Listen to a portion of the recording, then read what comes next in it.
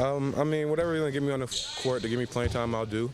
I'm a very versatile player, so I think that allows us to go to different lineups and different matchups, depending on the matchups. But whatever they need me to do, I'm going to do it. I've said that from the beginning. I'm going to go in there and compete, and not back down. Dwayne was also saying the one thing that you give them more than a lot of people is more spacing or ability to stretch the floor out.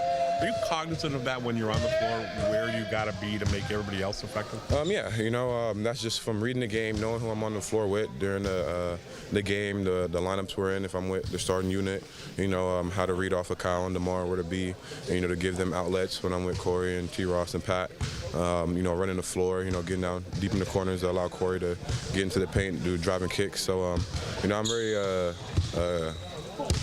into the game and focus on where I need to be in the right time and finding open areas. Norm, have you noticed that since you've had more success that you're more an integral part of the scouting report of other teams trying to take away some of the things you want to do? Yeah, I hear the teams, during the game, when we're on that side of the ball, that side of the court, on their bench, talking about taking me off the line and stuff like that. But I think it's a good thing, when you're coming a part of the scouting report. It means that you're a focal point.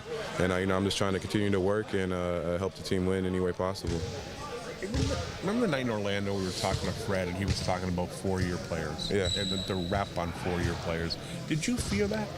Yeah, of course I did. You think about it, during draft night and stuff like that. But I know, because I looked up a lot of articles about me, just looking at anything for motivation, negative things, and saying that I couldn't improve, that I had no skill of scoring the ball offensively, whatever that I showed what I could do in college, and I knew that wasn't it. I thought that being in college, I was able to show how versatile I was in doing the different roles in all my 4 years there, being a defensive player, being a spacer, being an attacker, than being a leader, So it just added fuel to the fire and showing that I can do more and my game can still grow. I'm still young, right? Yeah. So I have a lot more potential in my ceiling. I feel like my ceiling is really high.